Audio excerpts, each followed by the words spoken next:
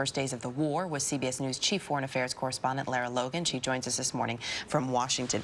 Lara, good morning. Great to have your expertise on this. As you look at what we're learning over the weekend, how could these talks potentially lead to an endgame for U.S. troops? Well, it's been clear for a long time that the U.S. is looking for a way out. Some are calling it a desperate scramble for the exits. But at the same time, they're trying to convince the Afghans that they're committed and they're there for the long haul.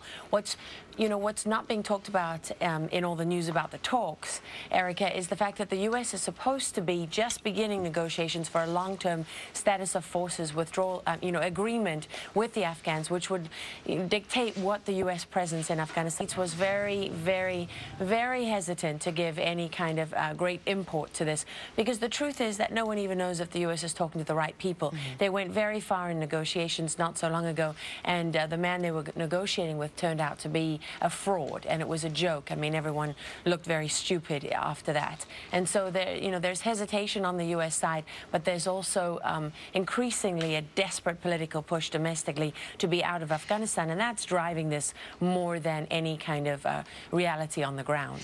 Well, there also has to be, for parties to negotiate, to want to have these talks, obviously each side wants to get something out of it. Is there really, though, an upside for the Taliban in sitting down for talks with the U.S.? Sure, they win. They win the war as far as they're concerned, because they've not been defeated by the U.S. One of the most interesting things about this, Erica, is that having been there in 2001 and 2 and 3 and 4 and every year since, I remember the days when the U.S. believed they could defeat the Taliban. That was not an unrealistic goal. In fact, no one even considered that there was an alternative. It was absolutely unthinkable that they would be negotiating and allowing the Taliban to come back. And what this says to the U.S.'s Afghan allies is that, if you resist us long enough and drag us down in a war that seems to be unwinnable to our people, then we'll give in. And we will give you a seat at the table. You can return to power in your country. And what it says to all the Afghans that fought with us is that, well, you've struggled this last decade. Many of you don't even have jobs, can't feed your children. But don't worry, that's just too bad, because if you'd resisted us, you'd now be getting a job and a nice salary, and your village would be getting lots of development money and that kind of thing. So it also sends a message to Al-Qaeda that you can dress it up any way you like and sell it to the American people. But as far as we're concerned, we also won. We hung on long enough until you couldn't take it anymore for one reason or another, and now they have the opportunity to come back. There will be a lot of spinning of both of that on both sides, we can be sure. Lara Logan in Washington. Lara, thanks. Hey, and now we're going to check in with Betty Nguyen, who is over at the news desk with some more headlines this morning. Betty, good morning to you. Good morning, Jeff and Erica, and good morning to you. A wind-driven wildfire in southern Arizona has forced more evacuations. The Monument Fire is one of several in Arizona. The International Atomic Energy Agency meeting this morning as it gets ready to release its report on the Fukushima nuclear crisis.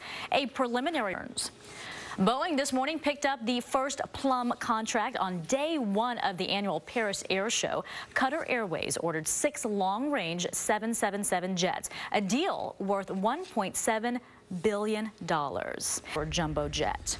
Well, get ready for a major shakeup in web addresses. This morning, internet officials voted to allow websites to end with any word in any language or number. For example, instead of .com, it can be .cbs. The new endings, though, cost money, $180,000 to be exact.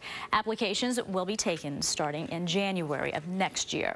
And another company's been hacked. This time, it is Sega, the video game. So gamers, beware. Now here's Jeff. All right, Betty, thank you.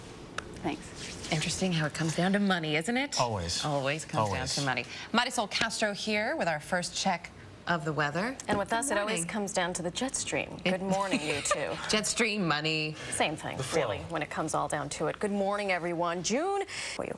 That's a look at the severe weather across the nation. Now let's see what's happening right outside your window. Thanks so much. That's your latest weather. Eric and Jeff, coming up, flooding, Arizona wildfires, heat, you name it. You got everything. It's a little bit of everything. Never a dull moment. Betty, thanks. Still ahead this morning, Congresswoman Gabrielle Giffords goes home. Clearly, things are a little different this time around.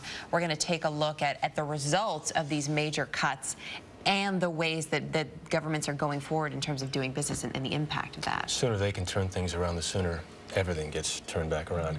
First, though, it's 31 minutes past the hour. We check in with Betty Nguyen, who's over at the news desk. Betty, good morning. Good morning, guys, and good morning to you at home. Syrian President Bashar al-Assad said this morning that saboteurs are behind the violent anti-government protests in Syria. A fast-moving wildfire in southern Arizona has forced more evacuations. The so in danger. Time now for a check of the weather. Here's what's happening outside your window. Business and economics correspondent Rebecca Jarvis tells us this morning. Rebecca, good morning. Good morning, Jeff. And yeah, obviously this is a big problem for the recovery. The official end of the Great Recession was 2 years ago this month, but you wouldn't know it by looking at the health of the nation's states and its municipalities. Since June of 2009, these governments have cut nearly 500,000 jobs, and that's at a time when they should be the ones hiring and leading the nation in its recovery. And in addition to cutting jobs, many state and local governments are also raising taxes to make up for those budget shortfalls. Earlier this year, Illinois hiked its income tax rates by a record 67%. So as you can see, Jeff, the crunch is being felt really by everyone, and particularly those in the communities where things are being cut. It's kind of like, well, you're taking things away and you're costing me more for it. People don't like that. Yeah, 67%. Rebecca Jarvis, thanks very much. Up next here.